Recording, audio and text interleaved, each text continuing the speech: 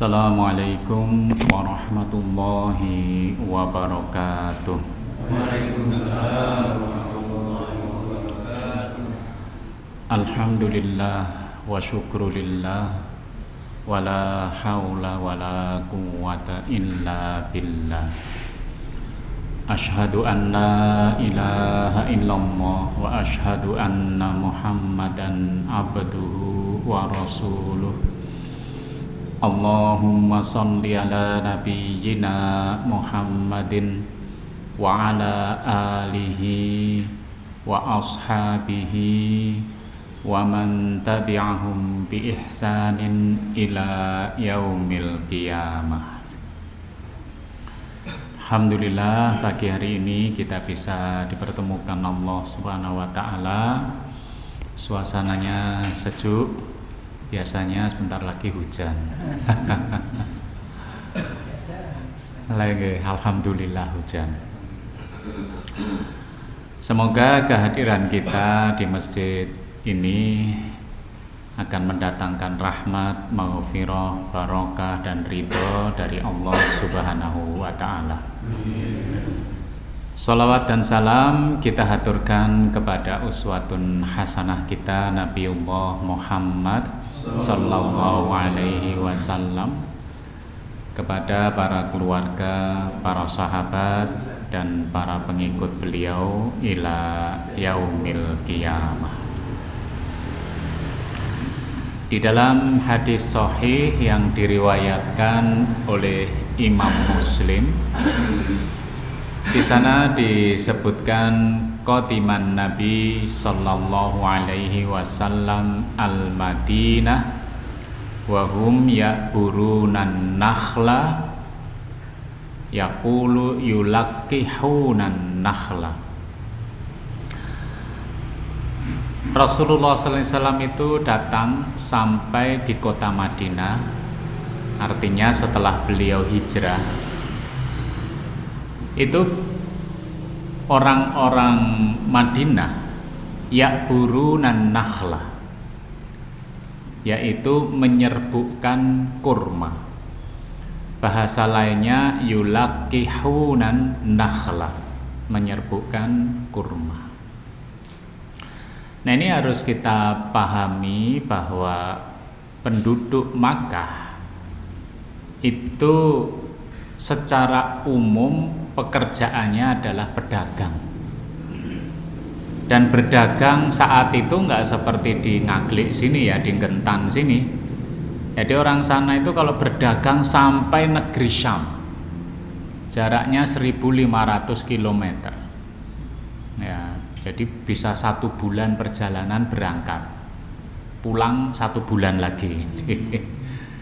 Juga sampai Yaman, dari Mekah ke Yaman. Makanya saat itu pedagang itu lebih perkasa daripada petani. Nah, karena kekuatan dia untuk jauh ya menjajakan dagangannya sampai Syam, sampai Yaman. Sementara penduduk Madinah itu adalah petani, khususnya petani kurma. Kurma terbaik juga di Madinah ya.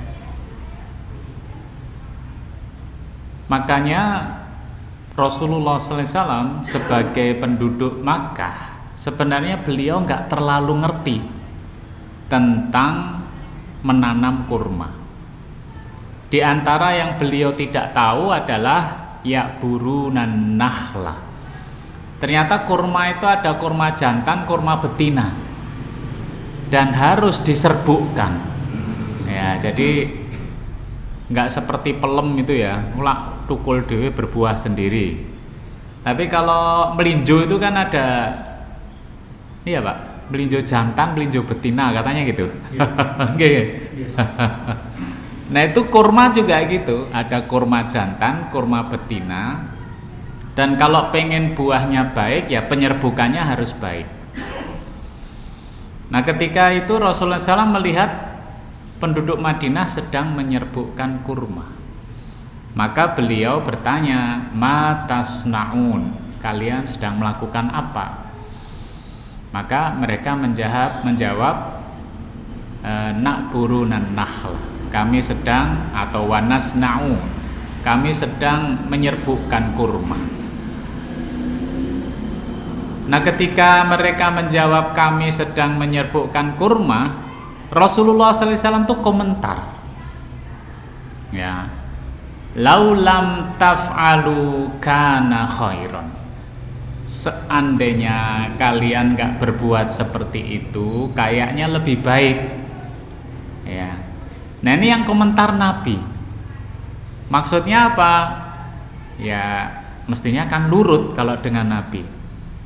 Walaupun apa yang dilakukan Rasulullah SAW itu sebenarnya supaya menjadi hukum bagi kaum muslimin, sebenarnya gitu kan. Makanya Rasul itu sholat pernah lupa. Supaya apa? Ya supaya nanti kalau kita lupa ada dalilnya. Seandainya Rasul nggak pernah lupa, ini kini lali piye. Ya. Nah, makanya kemudian ini penyerbukannya jadi ditinggalkan oleh mereka, ya, dan terjadilah naqadot au naqasot, ya, kurma yang tidak berbuah atau buahnya buruk. Kemudian ini dilaporkan pada Rasulullah SAW. Ya, Rasulullah SAW menjawab. Ini hadisnya ada 3 redaksionalnya, diriwayatkan Muslim semua. Ya. Kisahnya sama. Nah, kemudian Rasulullah SAW menjawab, innama ana basyarun. Sesungguhnya aku ini manusia juga. Ya. Wa ma amartukum bi syai'in min dinikum fakhudhu bi. Kalau aku perintahkan kepada kalian urusan agama kalian, maka fakhudhu bi, ambil dia.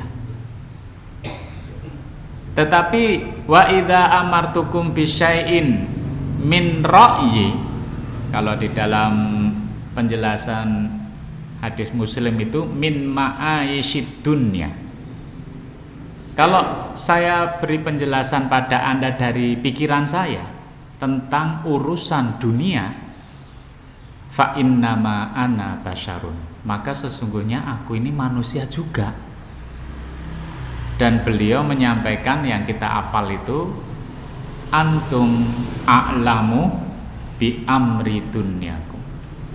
Kalian lebih ngerti urusan dunia kalian. Ya. Dari kisah ini diturunkan menjadi kaidah fikih. Nah, ini sih rada rumit ini. Diturunkan jadi kaidah fikih karena ada 2, min amri dinikum sama min amri dunyakum, urusan agama kalian, dan yang kedua urusan dunia kalian. Nah, kita cari penjelasan yang mudah, ya, yang mudah supaya kita bisa mengamalkan. Nah, orang-orang atau bukan orang ya, para ulama kemudian menyebut urusan agama yang dimaksud di situ tadi adalah ibadah mahdhah. Ya. Ibadah mahdhah itu apa? Ya, sebenarnya gampangnya definisi paling gampang adalah ibadah yang dilakukan seseorang dalam rangka menghubungkan dirinya kepada Allah. Nah, jadi gampangnya itu. Karena definisinya macam-macam. Ini adalah ibadah murni, harus dengan niat. Nah, gitu ya. Nah, mudahnya gitu. Kalau ibadah mahdhah itu apa? Ibadah di mana kita itu menghubungkan diri kita kepada Allah. Kalau min amri dunyakum, urusan dunia kita itu adalah ibadah ghairu mahdhah. Nah, tambahi ghairu ya. Yaitu ibadah di mana kita berhubungan dengan sesama manusia atau sesama makhluk. Nah, jadi ibadah itu sebenarnya ada 2 ya, dibagi 2. Lah kok dadak dibagi 2? Lah karena ada kaidah tadi. Rasulullah SAW menyebut kalau urusan agama fakhudhu bih, ambil dia. Ini kalau bahasa mudahnya telan aja. Nah gitu ya. Kalau bahasa lain at-ta'abbudu. At-ta'abbud itu apa? Ya terima aja. Terima apa adanya ya. Duna iltifat ilal ma'ani. Ya tanpa kita itu kalau nggak ngerti rahasianya, nggak ngerti maknanya, ya terima aja. Ya contohnya apa? Sholat. Sholat itu kan seseorang menghubungkan dirinya kepada Allah. Pertanyaannya, emang kita itu tahu semua maknanya? Kenapa harus takbiratul ihram? Ngertos mboten? Kenapa harus ruku? Ya. Mungkin ada yang bayang-bayang kayak ini kiro-kiro Pak. Nah gitu ya. Tapi bener nggak? Kenapa orang itu kalau buang angin dari belakang kok yang dibasuh mukanya? Ya. Banyak yang kita nggak ngerti. Yaitu namanya ta'abbud itu kayak gitu. Lah terus itu berarti kita nggak cerdas, bukan nggak cerdas. Karena ibadah itu adalah buah dari akidah. Kenapa orang itu kalau ya, akidah itu beriman pada Allah, beriman pada Nabi. Jadi kalau nggak beriman nggak usah sholat ya kan. Kalau beriman perintah Allah wa aqimus sholat, kerjakan sholat ya sholat. Saya nggak ngerti maknanya, nggak penting ya. Karena itu perintah dari Allah Subhanahu Wa Taala dan dituntun oleh Rasulullah SAW. Ya. Nah ini namanya ibadah mahdhah. Sama ulama diturunkan jadi kaidah fikih. Ya, kaidah fikihnya gimana? Al aslu fil ibadah, maksudnya ibadah mahdhah. Dasar dari ibadah mahdhah itu adalah al butlan awi at-tahrim, yaitu batil atau haram. Memang kadang-kadang kaidah fikih ini dipikir-pikir kok rumit opo maknane itu ya. Ya tapi kalau belajar matematika itu dikatakan gini, ibadah itu masuk di dalam himpunan bilangan haram. Jadi gitu kan. Pokoknya haram kabeh. Ngubungi Allah itu haram semuanya. Ya, hatta yakuma dalilun alal amr, sampai ada dalil yang memerintahkan. Nah gitu. Wah si angel Pak mencernanya. Nah kalau masih sulit kita buat yang lebih mudah. Kalau kita itu mau berhubungan dengan Allah, maka pertanyaannya adalah ada dalilnya enggak? Ada perintahnya enggak? Kalau enggak ada, enggak usah dijalankan. Jadi pertanyaannya ada dalilnya enggak? Makanya kalau dalil, kalau Al-Quran udah jelas nih. Kalau hadis itu harus hadis yang sahih. Hadis dhaif enggak boleh untuk melakukan sebuah amal ibadah, enggak boleh. Tapi kalau Imam Syafi'i fadhailul ibadah, untuk itu boleh. Misalkan dalil sholat duha, hadisnya sahih. Terus keutamaannya, ya Allah mencukupkan rezekinya, misalkan gitu ya. Nah itu dalilnya nggak sahih nggak apa-apa, dhaif ya, bukan maudhu. Kalau maudhu hadis palsu. Sampai di sini pusing nggak ya? Betul nggak? Ya. Jadi sholat itu ta'abbud. Jadi kalau bayangan ta'abbud itu gampangnya telan aja. Ya kayak gitu. Ya, makanya Rasulullah SAW itu menyebutkan sallu kama ra'aitumuni usolli.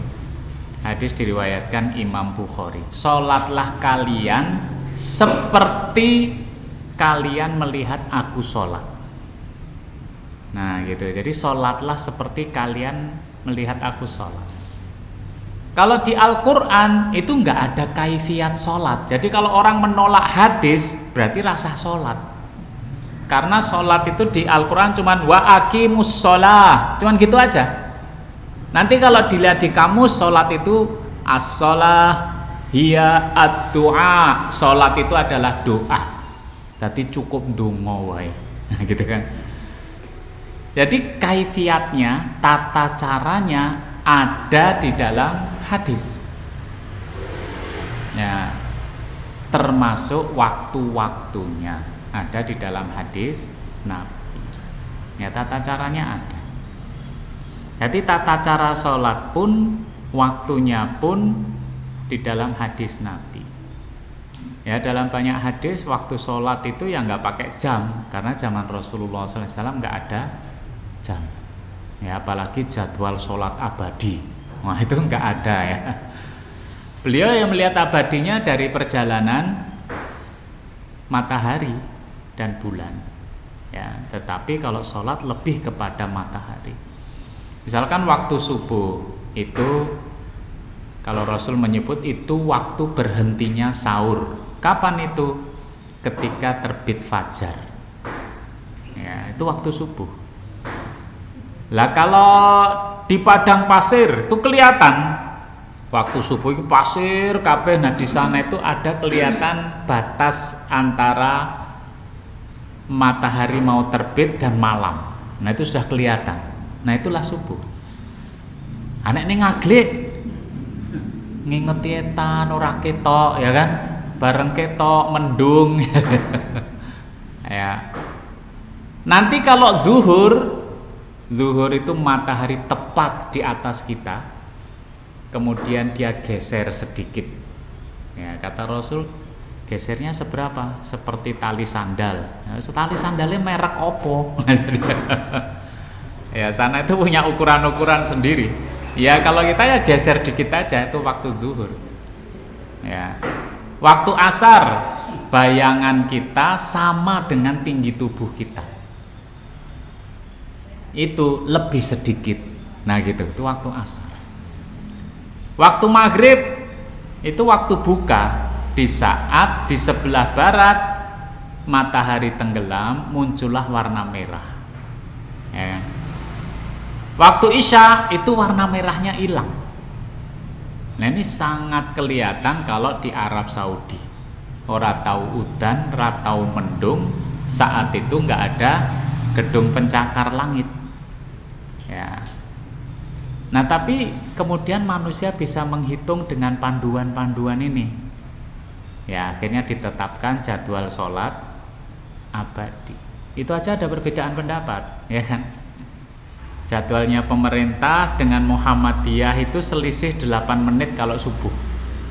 Ya kan? Makanya kalau Ramadan kita sahur ikut Muhammadiyah. Jadi lumayan ya kan? Oleh korting 8 menit. Nah itu ibadah mahdoh. Misalkan kita tanya kenapa kok waktunya kaya ngono? Nah itu ada yang bisa jawab. Ya, jawabannya ya gampang, kersane Gusti Allah. Nah gitu. Ya jawabannya gitu. Itu hanyalah buah dari keyakinan kita terhadap Allah, sehingga kita menjalankan perintah Allah. Ya. Salat itu ada kaifiatnya, tata caranya. Ya, takbiratul ihram. Takbiratul ihram ya Allah. Itu boleh. Nah, ternyata ada perbedaan. Lah coba. Perbedaan itu bisa jadi memang itu ditunjukkan oleh Rasulullah SAW. Bisa jadi sahabat itu berbeda melihatnya. Makanya takbiratul ihram aja udah beda. Pertama, sejajar dengan telinga. Kedua, sejajar dengan bau. Wis beda. Ya. Nanti sedekap, loh sedekap aja ya ono perbedaan. Ada yang di perut, atas pusar, di atas dada. Ya. Ada perbedaannya. Orang sedekap Syiah. Yang nggak ada perbedaannya terus ada miring tangan gitu. Ayah. Ya. Nanti ruko, iktidal, turun dari iktidal ke sujud ada bedanya. Tangan dulu atau lutut dulu. Lalu uniknya apa? Kita itu orang Indonesia nggak pernah lihat onta, nggih Pak? Ya kalaupun lihat nih Gembira Loko. Ya. Orang Arab itu hampir tiap hari lihat unta. Itu aja memahami hadis beda kok. Rasulullah SAW nih ya hadisnya. Idza sajada ahadukum fala yabruk kama yabrukul ba'ir. Kalau kalian dari berdiri mau sujud, maka janganlah kalian itu berlutut seperti berlututnya unta. Oh itu Arab, wong Arab itu. Jadi unta ini kan kalau bahasa binatang empat-empatnya sikil, ya kan? Empat-empatnya kaki, ya kan? Lagi Imam Ibnul Qayyim bilang gini, lutut unta itu ada di kakinya, ya. Ulama lain lutut unta ada di tangannya. Loh jadi gitu. Jadi sing wong Arab beda. Ya, kita yang nggak pernah lihat unta rasa padu, ya kan? Wes kari milih harap tangan sike apa lutut dulu. Ya, nah itu ada perbedaan pendapat. Tetapi perbedaan pendapat itu jangan disimpulkan wis nek ngono rasa ngangge sujud-sujud barang, malah keliru, ya kan? Ya. Nanti bangkit dari sujud itu juga berbeda pendapat. Pertama, walaupun ini sunnah ya nggak wajib, duduk dulu, jalsah istirahah, ya duduk dulu. Jadi dari sujud duduk dulu, ya. Tapi ada yang silahkan kalau mau langsung berdiri. Bagi yang duduk atau langsung berdiri ada perbedaan lagi. Ya, Imam Syafi'i 4 madhab itu menempelkan telapak tangannya untuk berdiri. Kalau Al-Albani gegem, ya kan? Ah, pilih mana? Wah, aku orang pilih loro-lorone Pak. Malah keliru ya kan? Nah tetapi itu ibadah tuh kayak gitu. Ibadah itu tidak harus dipaksa kita ngerti. Kersane Gusti Allah ki apa kita enggak. Ya. Mungkin hikmahnya kita merasakan ketika kita menjalankan. Nah gitu ya. Kita menjalankan sholat sesuai dengan syarat sah, rukunnya, adabnya, barulah kita merasakan. Kon cerita wangel. Pernah merasakan gula mboten, Pak? Rasane napa? Cobi critakno, Pak, manis niku pripun? Yo rasakno, gitu kan. Enggak bisa. Contoh ibadah mahdhah itu adalah haji. Ya. Haji itu ya ibadah berhubungan dengan Allah. Waktunya Dzulhijjah. Karena orang sedunia semua berangkatnya Dzulhijjah, haji kuwi uyel-uyelan. Ditakokne ahli manajemen di Amerika Serikat ada solusinya. Solusinya kalau bisa haji itu setahun 3 kali. Loh jadi ya pinter we Mas ya. Dia nggak ngerti namanya ta'abbud. Ya. Kalau di gereja kan misa itu iso esok, iso rada awan gitu kan. Bengi barang ya. Ya. Nah itu kan nggak bisa ya, tetap Dzulhijjah waktunya. Ya. Terus tempatnya, karena sudah penuh di Mekah, kita haji di Aceh saja. Wah, jadi kenapa? Oh itu seram di Mekah. Ya, nah itu nggak boleh, nggak bisa. Ya di Mekah sana. Ya ibadah haji ya di Mekah. Hikmahnya saya nggak ngerti. Ya udah. Ada yang mengatakan itu napak tilas ya boleh, ya kan. Tetapi apa yang dilakukan oleh Umar Ibnul Khattab ini menjadi pelajaran kita bahwa ibadah itu ta'abbud ya wis ngono kuwi. Umar Ibnul Khattab itu ketika dia mau tawaf, ya tawaf itu kan sunnah ya, mencium Hajar Aswad. Kalau nggak bisa ya dada, ya kan, pada Hajar Aswad. Ya. Lah Umar Ibnul Khattab itu ngomong sama Hajar Aswad itu. Dia bilang, wahai batu yang nggak bisa memberi manfaat dan mudorot, kalau Rasul nggak mencium kamu, saya nggak bakal cium kamu. Terus dia mencium batu Hajar Aswad itu, ya kan? Nah ditanya, kenapa anda mencium Hajar Aswad? Ya karena meniru Rasulullah. Wes ngono tok. Hikmahnya apa? Nah, wis sembuh. Ya kan? Pokoknya Rasul gitu ya kita tiru. Ya, demikian pula ketika kita menjalankan haji atau umroh, ya sudah seperti itu. Ya, walaupun sama pemerintah Arab Saudi ya diberi fasilitas-fasilitas toh. Misalkan umroh itu kita bisa dekat dengan Ka'bah keliling, ya kan. Tapi yang nggak kuat, kayak kursi roda atau apa, yaitu di atas itu, ya kan.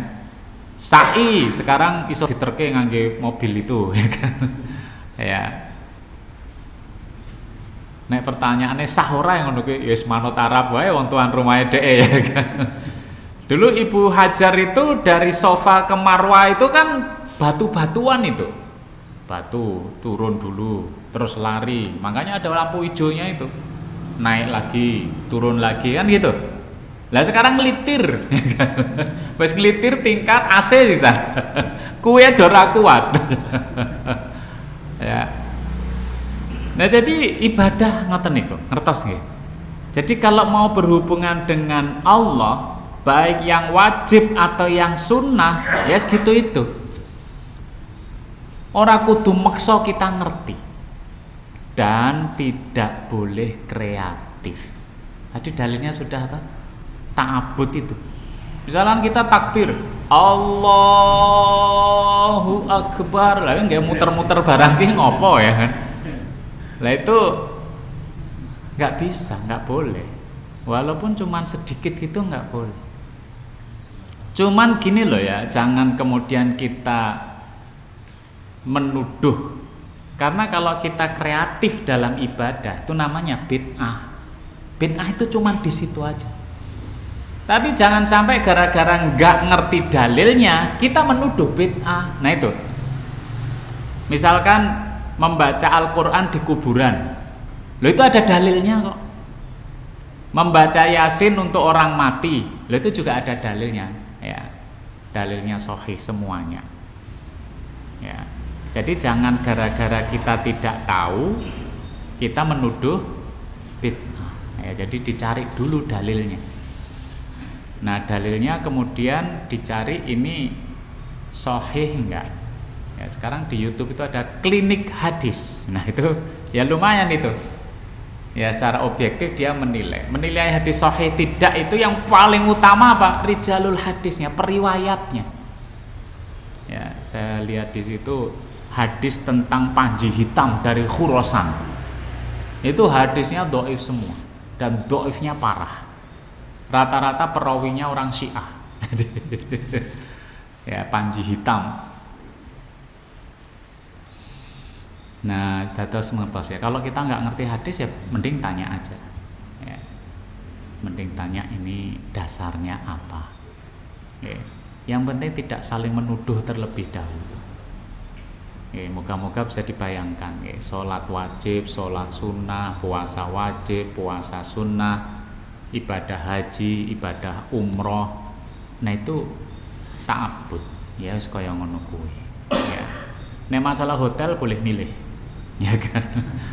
Tapi nek tawaf ya kan, sa'i ya, kemudian melempar jumroh dan lain-lain ya udah, itu udah paket ya. Nah ini tambah lagi, itu pun masih dibedakan lagi. Ibadah mahdoh itu yang tadi ta'abbud wis kudu ngono kuwi masih dipisah lagi. dibagi dua. Apa? Mutlaqah dan muqayyadah. Ya. Jadi ibadah mahdhah itu ada yang mutlaqah, ada yang muqayyadah. Mutlaqah niku napa? Yaitu ibadah berhubungan dengan Allah tapi nggak ditentukan caranya, waktunya, tempatnya. Contohnya napa? Membaca kalimat thayyibah. Kita baca subhanallah di masjid boleh nggak?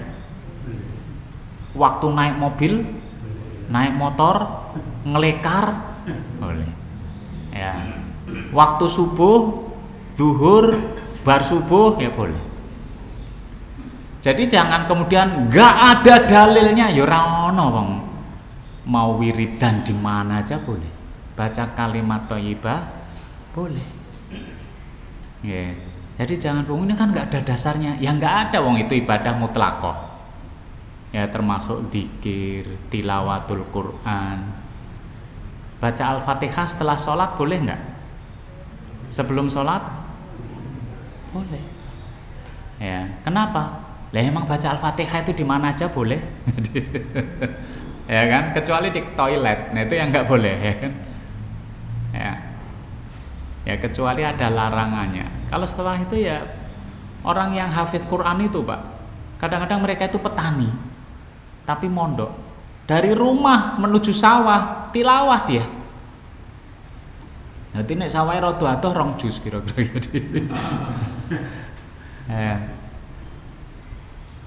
Wah ra oleh, enggak ada. Kita naik motor mau baca Al-Maqsurat boleh. Kalimat thayyibah boleh, ya kan? Mau tilawah boleh. Tapi ada yang muqayyadah, ada syarat tempat ya, tata cara, waktu. Habis pengajian ini mari kita sholat zuhur, boleh nggak? Nggak boleh. Loh niat kita baik Pak, ya niatmu apik, ning kleru, ya kan? Itu namanya muqayyadah, ya. Jadi dibatasi. Nah kemudian Rasulullah SAW menyebut kalau untuk urusan dunia antum a'lamu bi amri dunyakum. Kalian lebih ngerti urusan dunia kalian. Makanya kaidahnya al aslu fil muamalah, urusan dunia itu muamalah as-sihah, sah, boleh. Apa aja boleh. Ya kita berbuat satu pada perempuan. Apa aja boleh. Siapa aja boleh, ya kan? Hatta yakuma dalilun ala tahrim, sampai ada dalil yang mengharamkan. Wala taqrabuz zina, berarti zina nggak boleh, mendekati nggak boleh. Wa ahlaltum, gimana?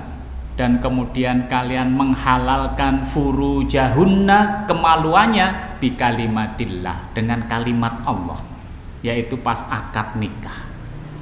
Jadi akad nikah itu merubah yang tadinya haram jadi halal. Ya. Jadi kalau untuk urusan dunia gampangnya gini, ada larangannya enggak? Kalau enggak ada larangan enggak apa-apa. Ya itu urusan dunia. Tapi kadang urusan dunia ki cerak-cerak karo ibadah akhirat. Contohnya wiritan gawe tasbih. Nah, jadi ya kan? Rasulullah SAW mengajarkan subhanallah 33 kali, alhamdulillah 33 kali, Allahu akbar 33 kali. Ngitungnya piye? Ya. Ngitungnya gimana? Meneng wae wis piro dek mau ya. Akhirnya wis nggak driji wae. Nggak driji ada dalilnya enggak? Ya ini muamalah piye caramu? Nah kemudian diwujudkan lagi jadi tasbih ya 33. Lah nek pengen maca nganti 100 gawe krikil.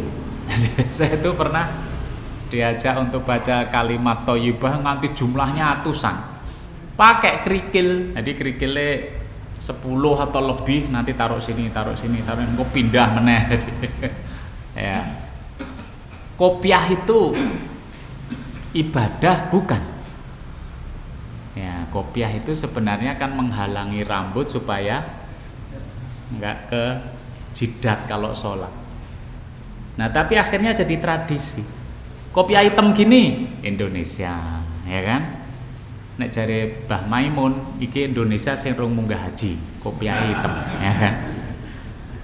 Nek kopiah putih, ya sing wis munggah haji, ya. Jadi kiai sendiri ya berbeda. Nek Mbah Maimun ki melarang santrinya untuk pakai kopiah putih. Tapi itu bukan dalil loh ya. Mengene dek iki. Kowe iki mbok ngesakne cah karo wong desa-desa kae. Kayak iki ngedol lemah kanggo munggah haji, mulih-mulih ngangge kopiah putih. Lah kowe rong munggah haji wis ngangge kopiah putih. Jadi ngesake sing dodol lemah. Ya. Akhirnya Gus Bahak juga pakai kopiah hitam sampai sekarang walaupun sudah haji. Ya. Nah, jadi ini urusan dunia ini sah-sah saja. Ya boleh saja. Ya. Kalau tidak ada larangannya. Memperlakukan macam-macam perempuan boleh. Syaratnya itu bukan zina. Nah, gitu, ya kan? Kalau nggak zina boleh. An-nisa'u harsul lakum, ya. Perempuan istrimu itu adalah ladang buat kalian. Fa'tu harsakum annasyitum. Ya, cangkullah ladangmu itu sesuai yang kamu kehendaki. Wis ngono wae perintahe. Ngono jadi mau mencangkul ladang itu ngangge bajak ya oleh, dipacul dhewe ya oleh, nggae lemah ya oleh, nggae tangan ya oleh, ya kan. Ya, cuman nggak boleh yang dilarang. Nah, itu untuk muamalah. Nah, moga-moga dari sini kita itu bisa bayangkan kalau orang mengatakan wah ini bid'ah, ya. Kalau dia muamalah itu nggak ada bid'ah, malah bid'ah kabeh. Kalau muamalah itu harus bid'ah. Kalau enggak, ya wedi repot dhewe. Haji, zaman dulu haji itu kan pancen pamitan, pulang enggak dia, enggak tahu. Karena dia harus, kalau zaman dulu ya numpak sepur, numpak kapal, ya kan. Habis itu orang iso video call. Jadi wis sembuh ning kono ki piye ora ngerti, ya kan. Makanya pamitan mati. Kalau enggak, zaman saiki pamitan ning lagi wae ning asrama haji wis video call. Ya enggak apa-apa, cuman ya namanya itu apa? Muamalah, ya. Muamalah itu menganut asas masolih mursalah, ya. Walaupun kadang-kadang ya tradisi. Kalau tradisi itu dicari rahasianya. Makanya nanti kalau ke Mekah ya beda-beda. Orang Indonesia ini sholat kok orang gaya rukuh, orang marem. Ya, ditanya Anda udah menutup aurat? Sudah Pak. Lah kok sing gaya rukuh? Lah kan mau sholat Pak. Jadi syarat sholatnya ditambah ngangge rukuh. Lah kalau orang luar Indonesia ada kudu rukuh wis nutup aurat langsung sholat, ya. Ya itu nggak salah, tapi harus dicari rahasianya apa. Jangan sampai jadi kaidah hukum. Nah, kaidah hukumnya tadi itu syarat sahnya sholat ngangge rukuh. Ya padahal nggak ada syaratnya.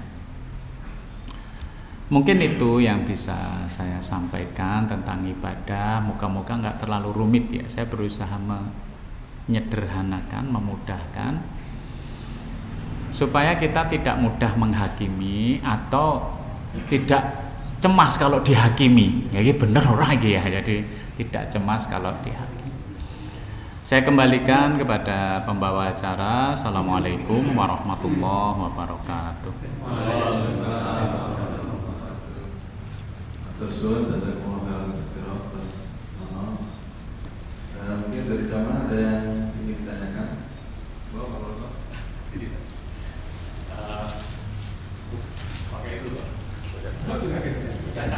Atur loh, ini suaranya sampai luar loh.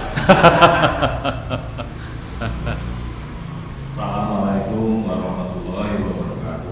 Waalaikumsalam warahmatullahi. Karena waktu kita masih longgar, pertanyaan saya dahului dengan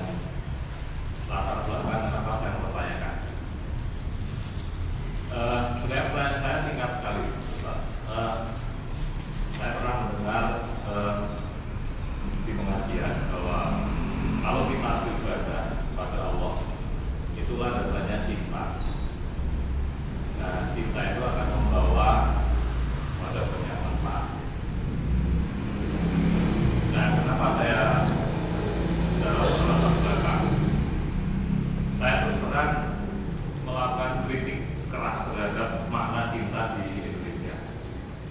Jadi dalam bahasa Indonesia, makna cinta itu bertabrakan dengan makna nafsu. Jadi nafsu, antara cinta dan nafsu itu tumpang tindih, sehingga kalau saya bilang saya mencintai istri Ustaz, itu saya dianggap kurang ajar. Nah, saya mencari ini puluhan tahun, dari saya SMA mungkin sampai minimal saya menyatakan cinta dan istri saya lewat Tuhan. Nah, karena saya punya tekad, saya tidak akan menyatakan cinta kepada perempuan sebelum saya paham cinta itu apa. Karena itu akan menentukan arah ke depannya. Nah, akhirnya saya menemukan cinta, arti cinta itu sebenarnya sebuah kata yang itu bertolak belakang maknanya. Jadi saya mendefinisikan cinta itu secara sederhananya, cinta itu keinginan kita untuk memberikan yang terbaik kepada yang kita cintai, dan itu tidak terbatas ke manusia, hewan, tumbuhan, dan lain sebagainya. Jadi kalau kita punya burung, kita mencintai burung kita perlakukan sebaik-baiknya burung kita, itu supaya dia enjoy sakarnya. Bahkan kalau kadoan itu mungkin burungnya dilepas lah. Nah, demikian pula saya mencintai Ustaz. Saya yang memberikan supaya yang terbaik untuk Ustaz. Saya tidak mau kata-kata itu. Jadi apa yang tidak disukai oleh teman-teman itu ya tidak aku lakukan ke mereka. Nah, nafsu itu sebaliknya. Nafsu itu sebuah keinginan kita untuk memperoleh sesuatu. Itu nafsu. Dan hukumnya berbeda. Akhirnya, kalau nafsu itu tunduk pada hukum bosan, ada hukum bosan kalau di SD dulu.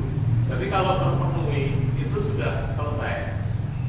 Nafsu minum, kalau pengen minum satu baspol besar itu kalau kita hausnya sampai haus sekali seharian itu belum minum. Tapi begitu kita minum teguk air 1 gelas ini sudah selesai. Kalau cinta ini tak terbatas. Jadi saya mencintai Pak Anwar, saya melawan Pak Anwar itu senang sekali. Saya kasih jeruk ke rumahnya. Kok lama nggak makan jeruk ya? Senang banget itu. Nah, saya itu senang sekali.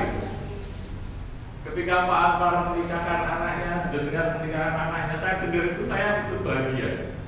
Jadi cinta ini sifatnya itu selalu bertambah. Kalau nafsu itu bisa naik, bisa turun. Kalau terpenuhi ya sudah. Nanti muncul lagi, terpenuhi ya sudah. Jadi dua arti kata yang perbedaannya itu kalau gitu lah gitu. Bumi langit, yang satu memberi, yang satu memberi. Nah, atas ini saya nyatakan ini saya sejujur-jujurnya. Saya tidak hadir ke sini itu ada kerinduan ketemu dengan semua itu mungkin buat dari sini. Nah, kalau atas pemahaman saya seperti ini, mestinya kerinduan terhadap Allah itu nanti juga akan bertambah. Nah, pertanyaan saya, apakah kalau kita memang bisa seperti itu di menjelang kematian kita, misalnya, saya sampai tua misalnya, saya sakit-sakitan atau bahkan saya sehat, tetapi saya tahu bahwa ini akan menuju kematian, itu saya bisa merindukan Allah. Saya berjumpa itu kayak senang itu. Ya Allah, saya kapan saya ketemu engkau. Karena masalahnya, kenapa saya tanya seperti itu? Saya belum pernah menemukan sebuah riwayat orang-orang apa ya, imannya tingkat paling tinggi itu seperti itu. Imam siapa ya? Saya lupa. Imam besar saja. Itu waktu mau meninggal itu takut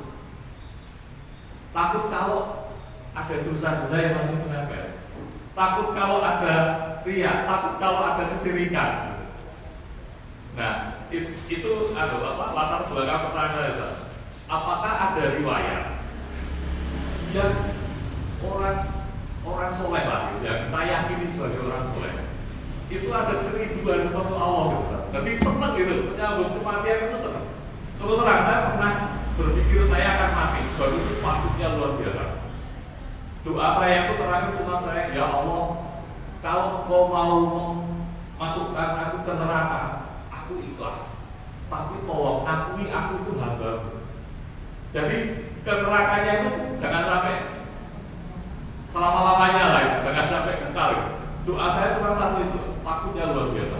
Jangan-jangan saya itu lepas dari Islam, keimanan saya itu tertakut. Nah, dan ini juga di sahabat Rasul aja, ketika siapa yang mencatat orang-orang yang orang-orang yang munafik itu dikutip sampai dulu, itu termasuk saya enggak? Termasuk saya enggak? Itu sahabat-sahabat Rasul. Nah, apakah ada Ustaz? Terima kasih. Assalamualaikum warahmatullahi wabarakatuh. Waalaikumsalam warahmatullahi wabarakatuh. Di dalam tradisi fikih Islam itu ada tradisi pertama, kalau ada satu kata gitu, itu mesti akan, ini dari fikih ya, dari hukum ya, mesti akan dilihat pertama makna secara lughatan. Lughatan itu apa? Etimologis. Ya, jadi ini makna etimologisnya apa? Makna etimologis itu makna kalau dilihat di kamus itu apa? Misalkan tadi cinta. Cinta itu di kamus apa? Ya, kalau bahasa Arabnya mahabbah. Mahabbah itu apa? Ya. Yang kedua makna istilahan, yaitu terminologis. Maknanya apa itu? Makna khusus, makna yang sudah melekat. Misalnya sarjana. Kalau di kamus orang pinter. Tapi kalau makna terminologis ya orang yang sudah menempuh pendidikan minimal S1. Ya kan, jadi maknanya lebih khusus. Makna-makna yang sudah terminologis nggak bisa dirubah jadi etimologis. Nah, ini orang-orang liberal sukanya gitu. Sholat itu sudah punya makna khusus, makna terminologis, makna lughatan, yaitu ibadah kepada Allah ya, yang memenuhi syarat rukunnya, dimulai dari takbiratul ihram, niat takbiratul ihram, diakhiri dengan salam. Tapi kalau dibuka di kamus, yaitu tadi sholat adalah doa. Jadi lah kalau kemudian makna yang sudah khusus dirubah jadi umum, wah itu berantakan. Nah, sholat itu seperti dongo, nah gitu kan. Jadi secara kaidah hukum memang kata itu harus dilihat dulu arti bahasanya apa, arti terminologisnya apa. Ya, itu aja masih ditambah kaidah lagi. Al-ibrah bil musammayat la bil asma. Kalau mengambil kaidah hukum, jangan berdasarkan namanya saja, tetapi hakikat esensinya apa. Jadi kalau botol miras tulisannya haram 100% tapi sudah bersih, kemudian diisi air mineral, berarti halal dia. Walaupun tulisannya 100% haram, gitu kan. Namanya topi miring tapi dalamnya topi lurus. Ya, nah jadi ada kaidah lagi yang ketiga itu tadi. Ya oke lah namanya Bajul tapi ahli masjid. Namanya Abdullah, wah ini gangster misalnya, atau Molimo. Lah itu makanya lihat jangan namanya saja, esensinya apa. Nah sehingga ketika kita menyatakan cinta, Nah, mungkin kita punya definisi sendiri. Ya. Tetapi bisa jadi orang-orang mendefinisikan lain. Bahkan kadang-kadang membungkus itu seolah-olah menjadi sesuai syariat. Ya, ada seorang lelaki tergila-gila sama perempuan. Dia bilang sama perempuannya, aku mencintai kamu karena Allah. Maksudnya apa gitu jadi? Ini maksudnya piye gitu. Padahal kalau karena Allah itu kan caranya harus sesuai syariat, ya kan? Pilihannya juga sesuai syariat. Nah, ini loro-loro ini padha ra salat tok mencintai karena Allah. Jadi iki terus piye? Ya. Nah, sementara cinta itu sendiri ya benar seperti yang jenengan sampaikan itu. Kalau dalam hadis Nabi itu kan disebutkan 3 hal. Kalau itu ada dalam diri seseorang, maka dia akan merasakan manisnya iman. Nah, sementara manis kan susah diceritakan. Apa manis itu? Tapi kita bisa membayangkan manisnya iman. Itu udah bisa membayangkan rasanya, ya kan? 3 itu apa? Pertama, kalau orang itu mencintai Allah dan Rasulnya, mencintai keduanya melebihi dari segalanya. Jadi itu merasakan manisnya iman. Ya. Yang kedua, kalau seseorang itu mencintai orang lain, dia tidak mencintainya kecuali karena Allah. Makanya dia bertemu juga karena Allah, berpisah karena Allah. Ya. Yang ketiga, ganti benci. Dia benci kembali kepada kekafiran seperti dia benci dimasukkan dalam neraka. Jadi cinta benci itu bisa menjadi sesuatu yang merasakan keindahan. Ya. Nah, apa ada? Ya Rasulullah sendiri memang. Ya. Rasul ketika mau wafat menunjukkan jarinya ke atas sambil mengatakan ilar rafiqil a'la, kepada kekasih yang tertinggi. Yaitu 3 kali. Ilar rafiqil a'la, ya, kepada kekasih yang tertinggi. Ya. Walaupun ketika beliau bicara sama putrinya, siapa yang datang? Dia adalah makhluk yang memisahkan manusia dengan lezatnya dunia. Nah, jadi kita kan aneh malaikat mau teko hari ini terus ngomong, "Mas, sesuk wayahmu." Ngono ya ora iso turu awake ya kan. Ora iso turu lali kabeh. Wis utang ya lali, piutang ya lali ya kan. Ya. Kalau Abu Nawas ya itu juga syair cintanya dia yang dijadikan lagu itu.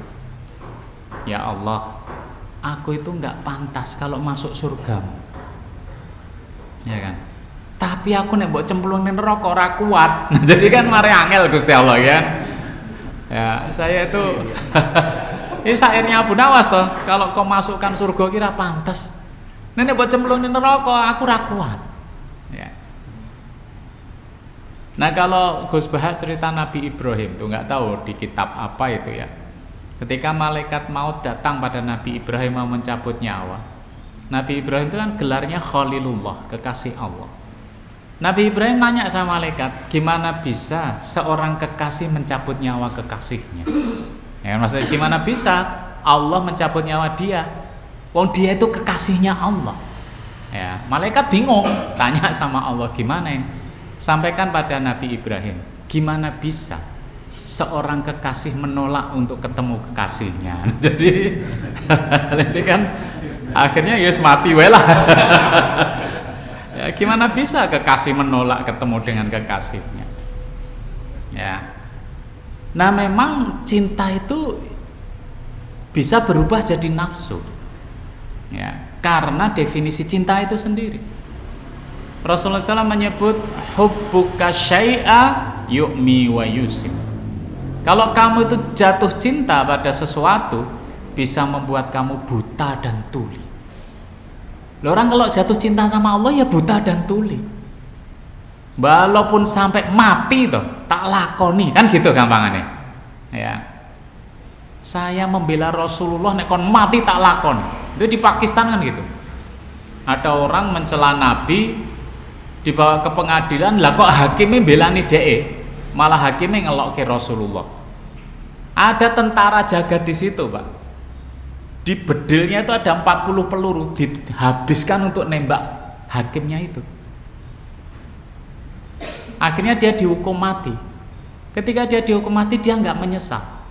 Malah dia bilang, kalau ada 100 peluru di bedil saya, tak tembakkan semua pada dia. Jadi cinta kan gitu. Ya, nggak ada orang yang menghalangi seseorang. Tapi kalau dia kemudian jatuhnya pada cinta dunia, ya kan Allah mengabadikan alhaakumut takatsur, ya kan, hatta zurtumul maqabir. Ya, kamu akan bermegah-megahan, bermewah-mewahan di dunia, yang menghentikan adalah kuburan. Ya kan? Orang kalau sudah cinta dunia itu kan nggak bisa berhenti.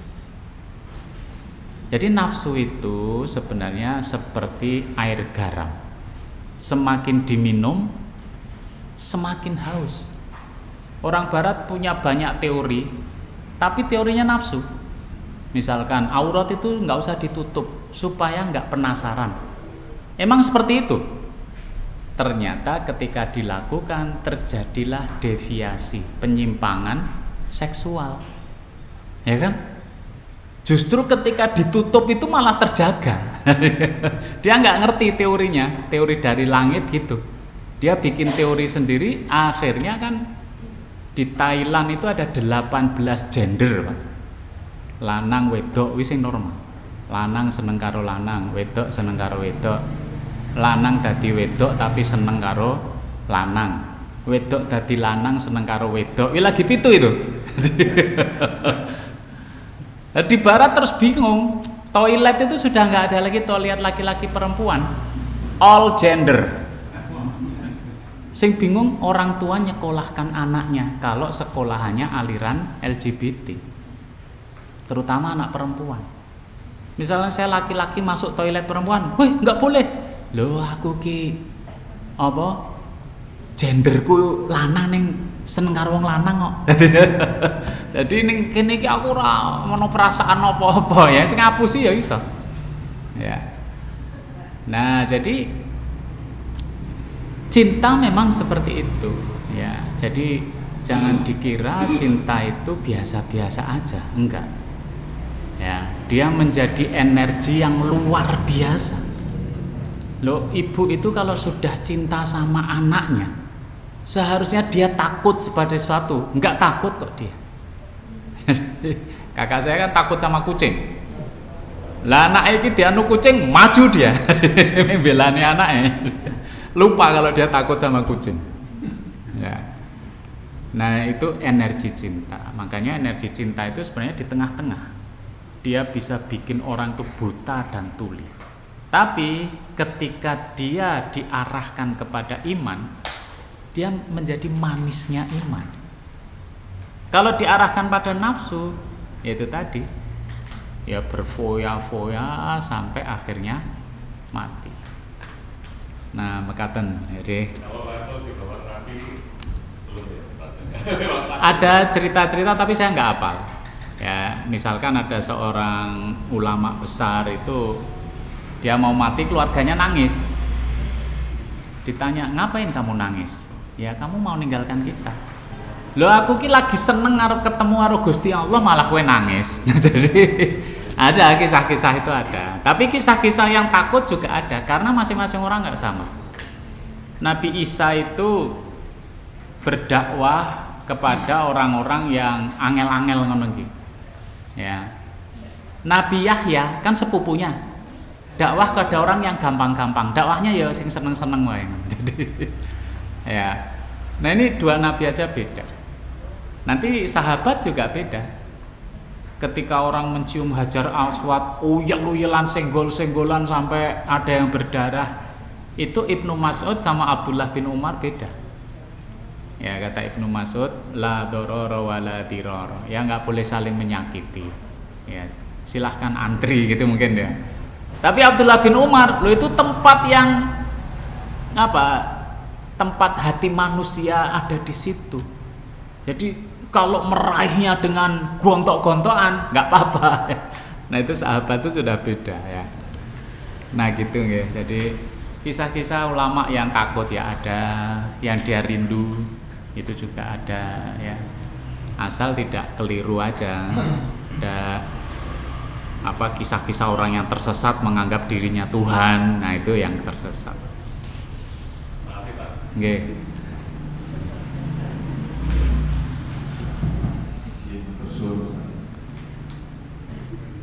Ada lagi Bapak Ibu?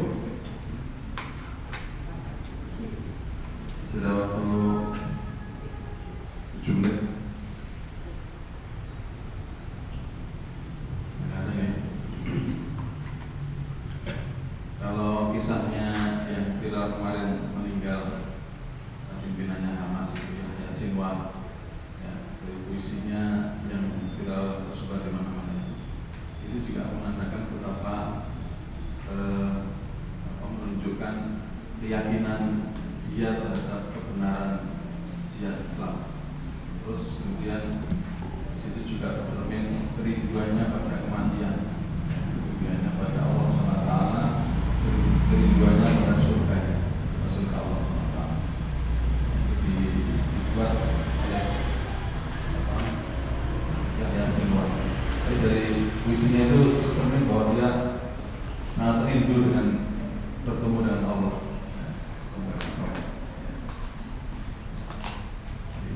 Nanti bisa dicoba dibaca lagi puisi yang dibuat oleh beliau itu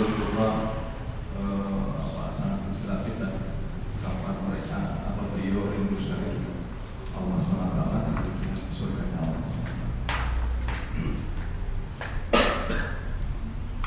Kalau kita artinya cinta itu buta. Ya. Buta. Buta.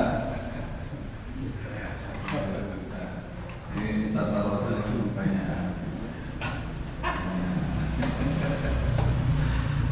Saya itu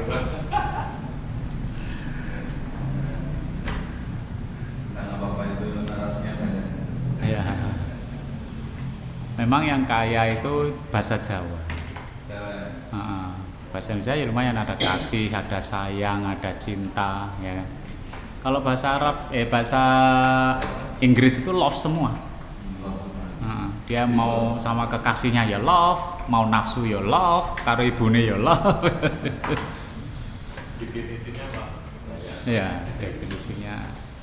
Bahkan ada yang definisi cinta kasih, cinta macam-macam lah itu.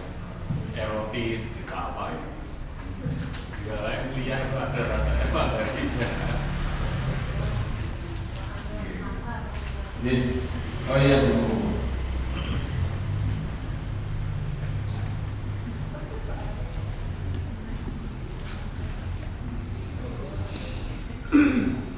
Bismillahirrahmanirrahim. Assalamualaikum warahmatullahi wabarakatuh. Waalaikumsalam warahmatullahi wabarakatuh. Untuk pelaksana Ustaz atas pencerahan pada pagi hari ini, saya pernah ditegur oleh seseorang saat saya menggunakan tasbih Ustaz, saat saya berzikir, karena memang saya kalau menggunakan jari, kemudian saya kadang lupa sudah berapa. Kalau jari tangan kanan dan kiri, kemudian mau 100 ini tadi udah putaran kedua ataupun putaran ketiga, karena keterbatasan saya menggunakan tasbih. Tetapi di saat tertentu saya ditegur oleh seseorang yang satu jamaah dan mengatakan bahwa itu adalah bid'ah. Kemudian saya hanya melihat saat kita pergi haji atau umroh itu kan di sana juga menggunakan tasbih. Pertanyaan saya waktu itu berkecamuk Ustaz, kok nggak dilarang ya kalau itu bid'ah? Tapi alhamdulillah hari ini saya mendapat pencerahan dan saya kemudian membaca beberapa hadis lagi dari Ustaz tadi bahwa itu adalah ternyata salah satu muamalah, dan ternyata baik dari beberapa hadis yang saya barusan kemudian cocokkan dengan Ustaz, ternyata memang ada beberapa hadis yang mendukung dari bahwa itu adalah muamalah, sehingga perbedaan. Sehingga saya mungkin semakin mantap ngaten Jaya Ustadz bahwa saya ternyata menggunakan tasbih itu insya Allah bukan bid'ah ngaten Jaya Ustadz. Dan sekarang kan banyak sekali cara berzikir, ada salah satunya menggunakan cincin digital. Dan mungkin kalau perempuan menjadi lebih menyukai itu dan membuat hitungannya semakin pasti karena bentuknya adalah angka, misalnya 100 ya, di situ menunjukkan angka jadi 100. Jadi yang saya garis bawahi dari yang Ustadz sampaikan adalah bahwa saya menjadi lebih mantap ngaten Ustadz berpikir selama ini menggunakan tasbih karena keterbatasan saya mengingat berapa kali putaran apabila menggunakan jari tangan. Dan barusan saya lihat cek di beberapa hadis, ternyata Rasulullah SAW juga pernah melihat ngaten ya Ustaz, ada yang menggunakan kerikil 4.000 dan beliau tidak melarang ngaten. Hanya kami ucapkan terima kasih Ustaz atas pencerahannya pada pagi hari ini. Ngaten Ustaz, matur nuwun. Jadi memang pertama adalah niat ya, niatnya itu benar dulu ya, bahwa ini hanyalah sarana ya. Sehingga jangan sampai kemudian kita tasbih itu beli yang bekasnya Sunan Kalijogo, nah itu malah repot itu. Iki arep ngopo? Nah makanya orang kalau kolektor keris itu nggak bisa bohong kalau dia kolektor keris terus saya itu nggak ada apa-apa dengan keris. Tapi sing koleksi ini kok sopo dari kiai siapa, dari dukun, nah itu nggak mungkin kalau nggak ada apa-apa. Tapi kalau kita beli keris ning Malioboro kanggo 17-an, itu beda itu. Itu jelas sarana itu. Ya gitu nggih, demikian pula tasbih. Ya jadi, dan yang kedua, janganlah hal-hal yang sarana tiba-tiba dikasih hukuman wajib. Jangan ya.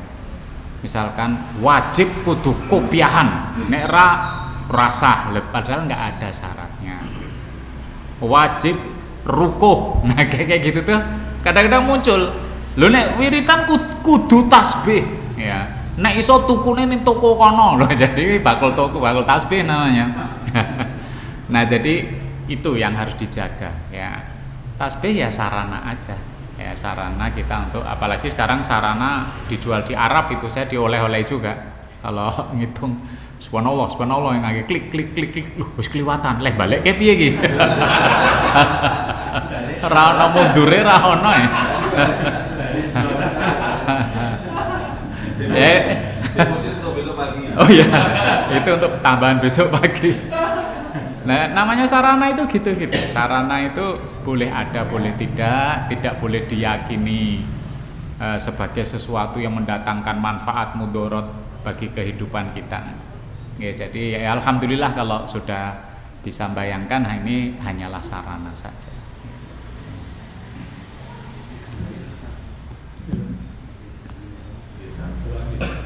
Ya, matur suwun Ustaz, sudah jam 7.31, alhamdulillah pas ini waktunya.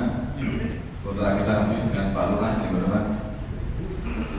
Sampai 7.30 dan insya Allah kita bertemu kembali di acara yang sama kajian kami.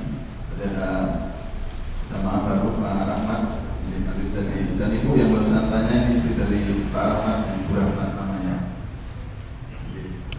Jadi namanya Bu Rahmat misalnya. Jamaah baru. Kita kajiannya tiap pekan pertama dan ketiga Pak Rahmat dan Ibu. Ya, jadi monggo dihadiri sementara kajiannya tempatnya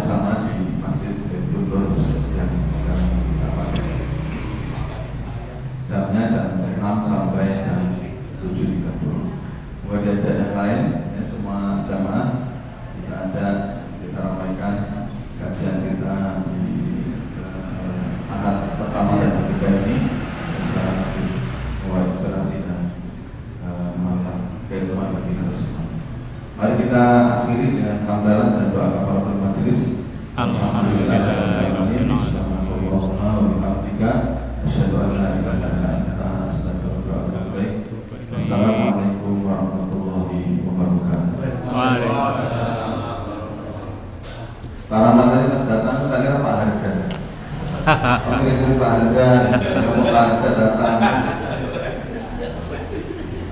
Wassalamualaikum.